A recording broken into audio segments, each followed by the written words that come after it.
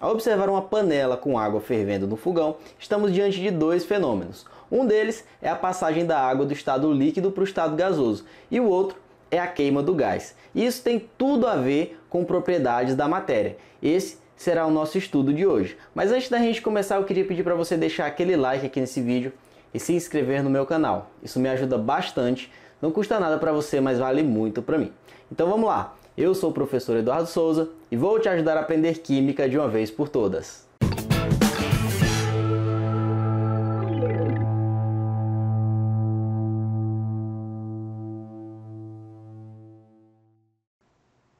Então, no exemplo que eu acabei de mostrar, a passagem da água do estado líquido para o estado gasoso não vai alterar a composição ali da água, tá? Ela só vai deixar de ser água líquida e vai passar a ser uma água no estado gasoso. No entanto, a queima do gás ela vai alterar a composição desse gás. Esse gás que era talvez butano, propano, que está ali dentro do botijão, ele vai passar a ser dióxido de carbono e água, que é o produto da queima de um hidrocarboneto, certo?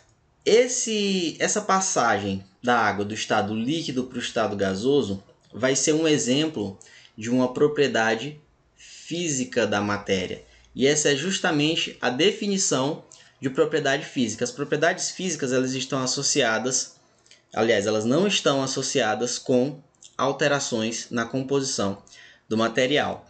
E a queima do gás vai ser um exemplo de propriedade química. Por quê? Porque as propriedades químicas elas estão associadas com alterações ali nas propriedades, aliás, nas propriedades não, na composição da matéria. Então, propriedade química altera, propriedade física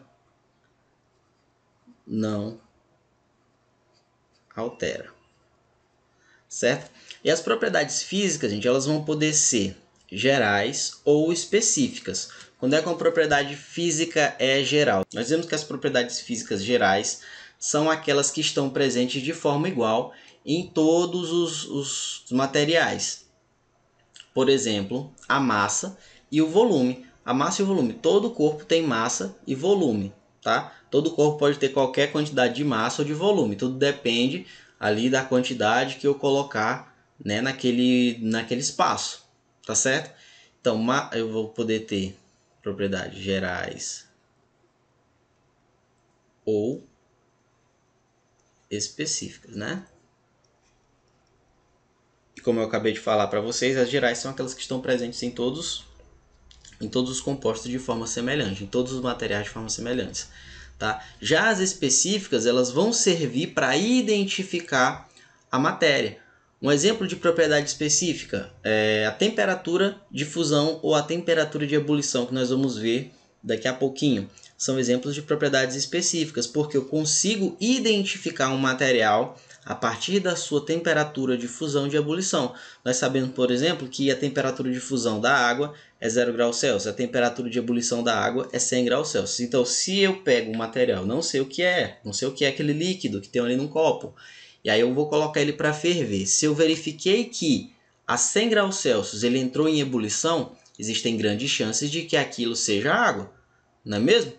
Outro exemplo de propriedade específica, nós temos ali aquelas propriedades organolépticas dos materiais, que são ali o cheiro, né, o sabor. Porém, o cheiro e o sabor não são ideais para identificar uma substância, porque muitas vezes as substâncias podem ser tóxicas, então não é legal você ficar cheirando, colocando na boca qualquer substância que você vê por aí quando você quer identificar, tá certo? Então nós vamos ter vários exemplos ali de propriedades físicas específicas. Como eu já falei aqui, temperatura de ebulição, temperatura de fusão. A densidade também é um exemplo de propriedade específica, tá? Nós temos propriedades organolépticas, tá, LPT aqui, organolépticas. E vários outros exemplos, como também a condutibilidade elétrica, né? Condutibilidade elétrica, condutibilidade térmica. Cada material ele vai ter uma condutibilidade elétrica e térmica ali específica, tá bom? Então, repetindo, as propriedades gerais estão presentes em todos os corpos, todos os objetos de maneira semelhante. Já as propriedades físicas específicas, elas servem para identificar ali o material, tá bom? Cada material vai ter uma propriedade física específica própria. E as propriedades físicas, elas ainda podem ser extensivas ou intensivas. O que é uma propriedade física extensiva? Uma propriedade física extensiva é aquela que depende da quantidade de material que eu tenho. Ou seja, quanto mais material eu tiver, maior vai ser essa propriedade extensiva. Tá? Quanto menos material eu tiver, menor vai ser essa propriedade extensiva. Exemplo clássico, massa. Tá? Massa.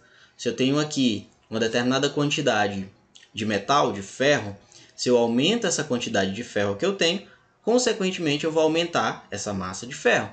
Outro exemplo, volume, né? Volume é outro exemplo claro de propriedade extensiva. Quanto mais matéria eu tiver, mais volume eu vou ter. E uma propriedade intensiva é o oposto. Ela não depende da quantidade de matéria que eu tenho. Tá bom? Não depende. O exemplo mais claro, que a gente vê sempre, a densidade. Tá? A densidade. Se eu tenho aqui uma barra de ferro, essa barra de ferro ela vai ter uma densidade. Digamos, sei lá, não sei qual é a densidade do ferro, 5 gramas por centímetro cúbico. Se eu tirar um pedacinho desse tamanho dessa barra de ferro, a densidade dele também vai ser 5 gramas por centímetro cúbico. Então, essa propriedade de densidade, ela não depende da quantidade de matéria que eu tenho, tá bom? Outro exemplo, temperatura. Temperatura.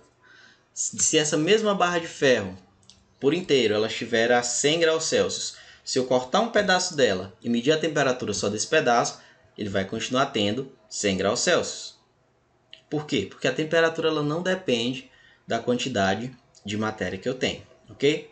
E a matéria, ela possui diferentes estados físicos, né? Os mais conhecidos que nós sabemos são 3: sólido, líquido e gasoso. Porém, todo dia tem estudos aí que apresentam novos estados da matéria para a gente, como plasma. Isso daí você pode pesquisar depois, tá? Mas são basicamente 3 estados físicos: sólido, líquido e gasoso. Esses estados físicos diferentes vão depender do estado de agregação das moléculas, de como as moléculas vão estar interagindo ali naquele momento, certo? Aqui, ó, nós temos 3 exemplos. Ó. Esse aqui está no estado sólido, esse aqui está no estado líquido e esse aqui está no estado gasoso, tá? Quando a matéria está no estado sólido, as moléculas elas vão estar bem juntinhas, vão estar bem próximas, elas vão ter baixa energia, tá bom?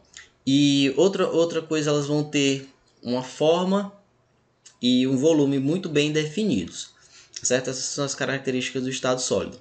Quando ela está no estado líquido, elas vão continuar interagindo, as partículas, as moléculas, porém elas vão estar mais fluídas, essas interações não vão ser tão fortes, certo?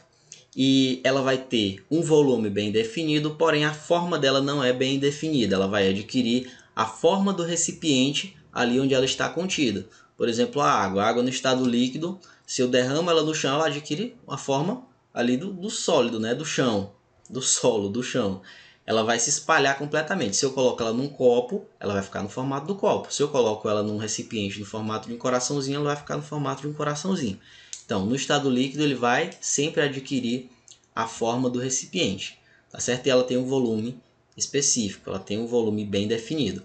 E no estado gasoso, ela não vai ter nem forma e nem volume bem definidos. Ela vai adquirir sempre o volume do recipiente onde ela está contida e também a forma ali do recipiente onde ela está contida. Tudo vai depender da pressão que é colocada ali, tá bom? E outra coisa é que a interação entre as moléculas ela é praticamente inexistente no estado gasoso.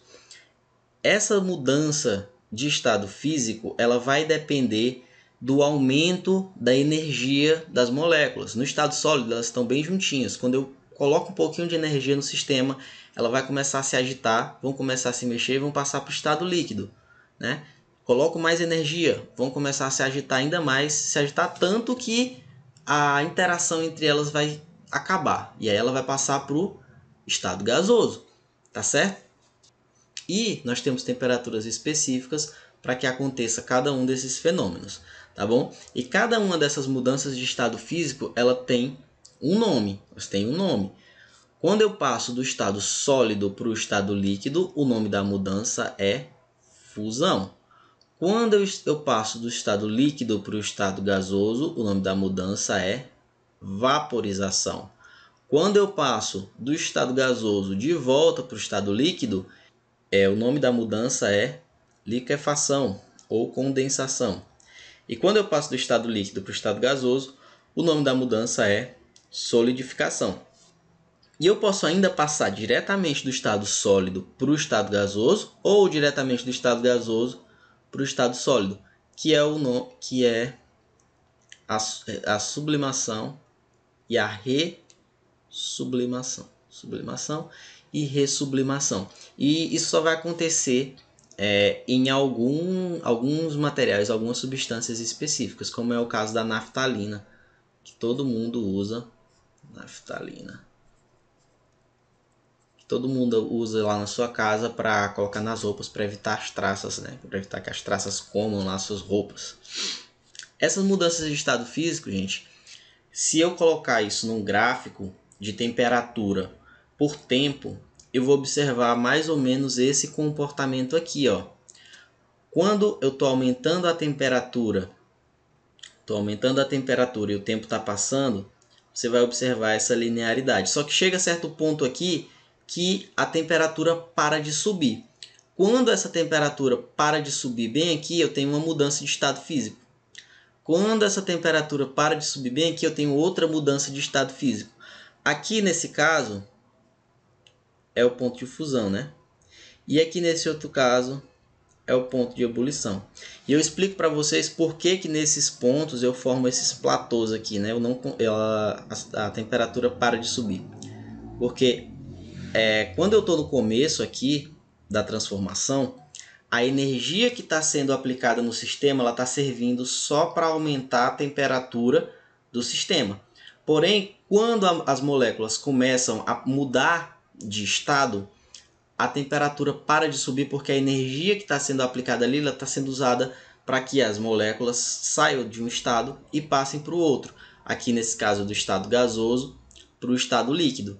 Tá? E aí eu continuo aplicando energia no sistema.